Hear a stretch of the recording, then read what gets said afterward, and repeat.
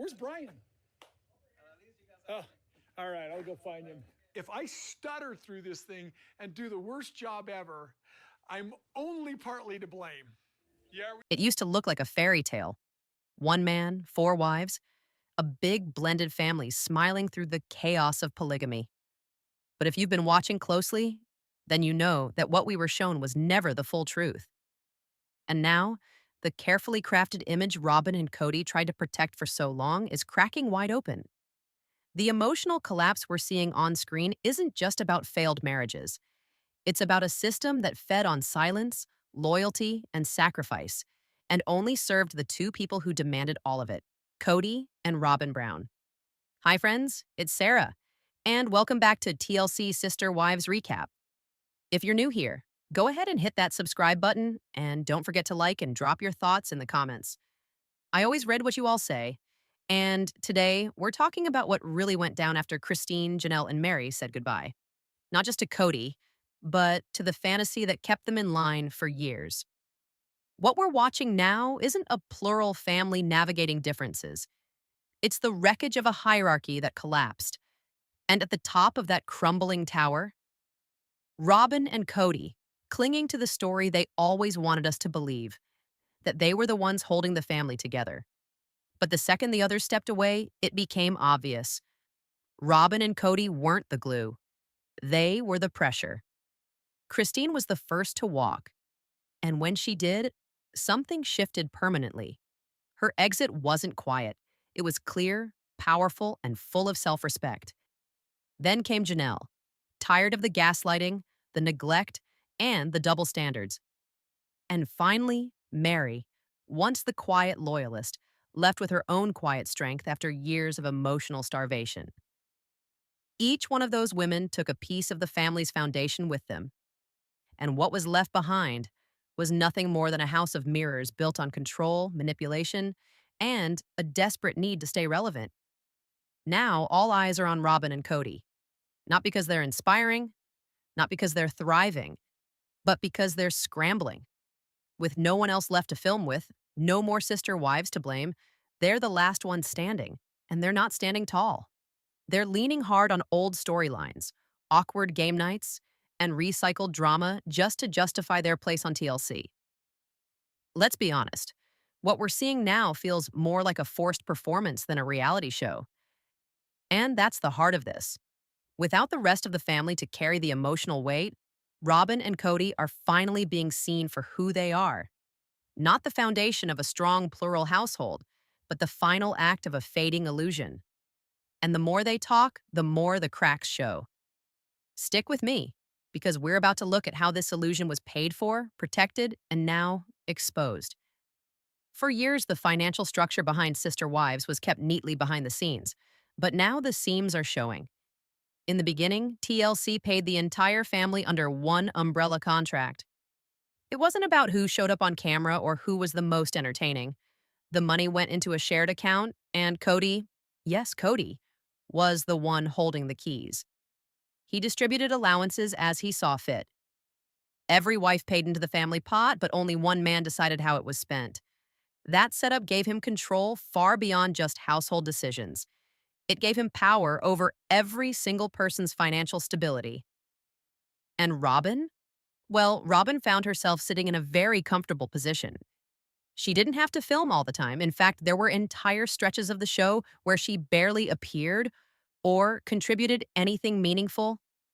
But the money still rolled in. Because as long as she was legally married to Kody and technically part of the Brown family, she got paid.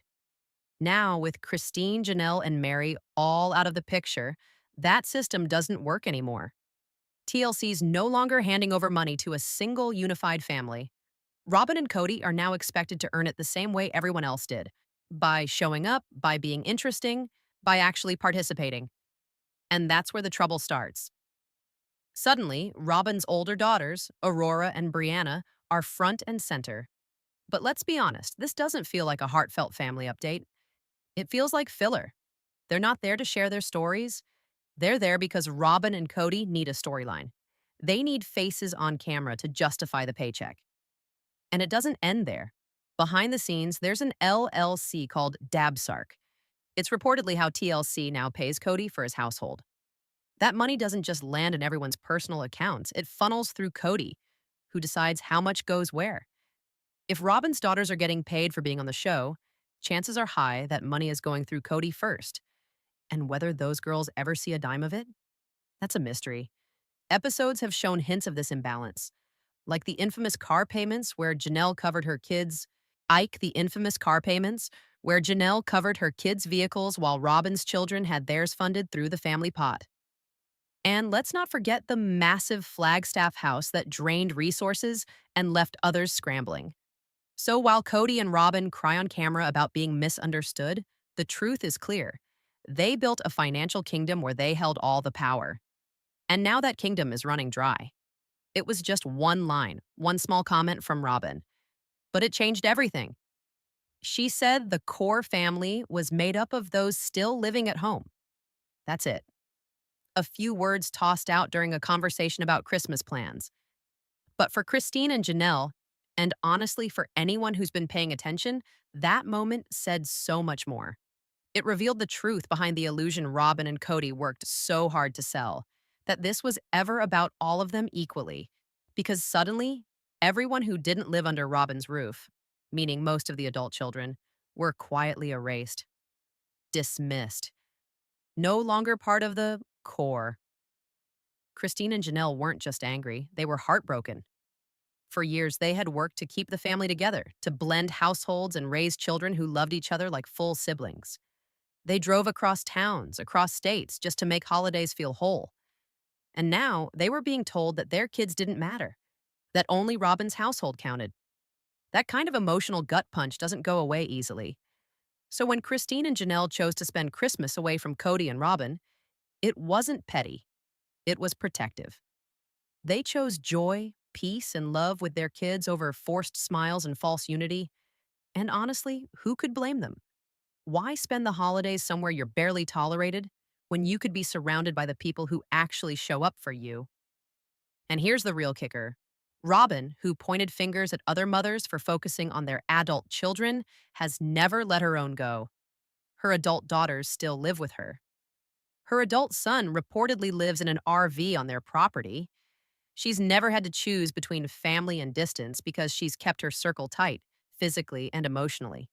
But she expects everyone else to play by different rules. Christine's daughter, Isabel, had surgery during the pandemic and Kody didn't go. That moment shook viewers. But even more chilling was the silence around it. Robyn never urged him to be there. She didn't push for compassion. And later, when Janelle's son, Garrison, passed, we saw more fractures, more absence, more cold distance masked as spiritual leadership. And finally, the favoritism was no longer just whispered about online. It started showing up in conversations, in confessional interviews, in the body language of the family. Janelle didn't hold back when she said, point blank, that people weren't thinking about Kody and Robyn. Christine noted how the energy in the room shifted when they entered. And even Meri, in her own quiet way, seemed to recognize the imbalance. The silence broke, and when it did, it was like the entire house of cards came tumbling down. So when Robyn talks about being left out now, it rings hollow. Because she was never truly left out. She just didn't want to share. And now, the family she claimed to want is gone. Not because they abandoned her, but because they finally stopped shrinking themselves to make her feel important. There's a scene that sticks with me. Kody, trying to explain why he stayed with Meri so long, almost blaming Robyn for it. He actually said Robyn was the one who convinced him not to leave. Think about that. After years of claiming he was spiritually bound, working things out, honoring his commitments, he casually shifts the responsibility onto Robyn. It wasn't just guilt, it was strategy. And Robyn?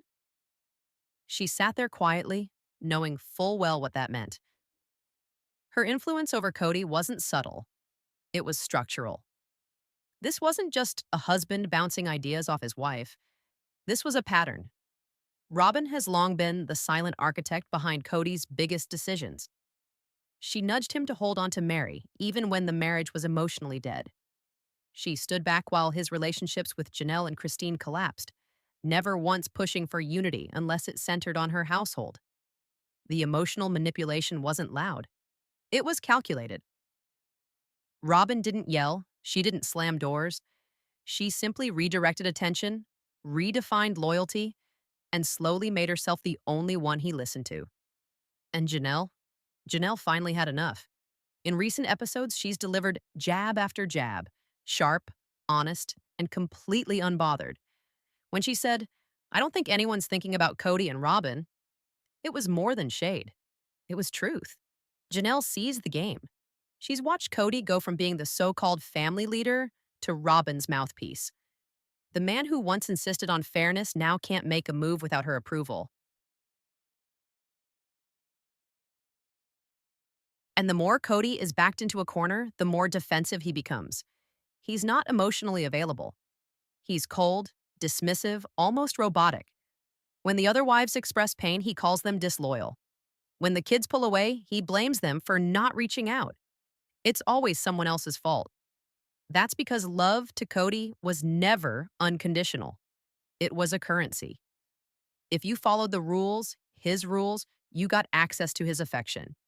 If you questioned him, you got shut out. Money, same deal.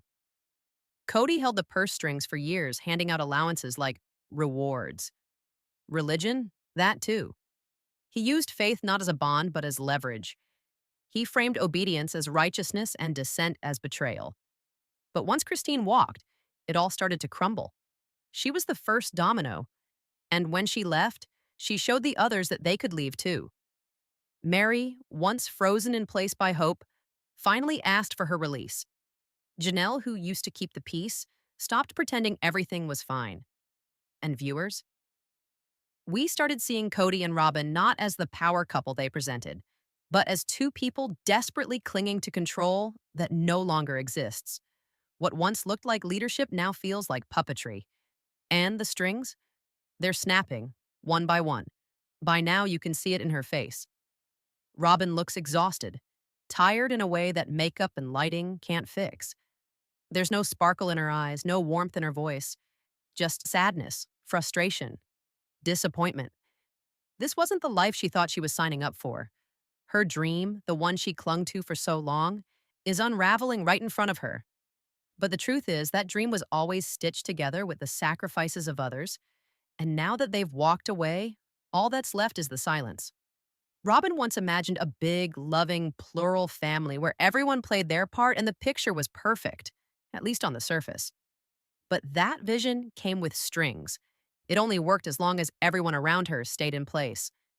Christine, Janelle, and Meri had to ignore the favoritism. The kids had to play along, even when they felt dismissed. And Kody? He had to become a version of himself that was no longer a husband to many, but a partner solely to her. When Christine left, Robyn lost her first opponent. Then Janelle followed, refusing to play second to a woman who'd quietly taken the crown. And when Meri finally let go, Robyn was left standing alone, queen of a castle with no kingdom left to rule.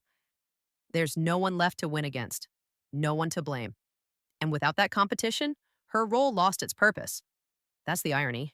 She won, but the game is over. Now, with TLC clearly shifting focus and viewers more invested in the strength and independence of the other wives, Robyn and Kody are starting to feel like background characters in a story they used to control. Their scenes feel hollow, manufactured, forced. It's not just that they don't have a storyline, it's that they've lost their audience. The emotional energy is gone, and even the camera seems to be pulling away. Then came that quilt.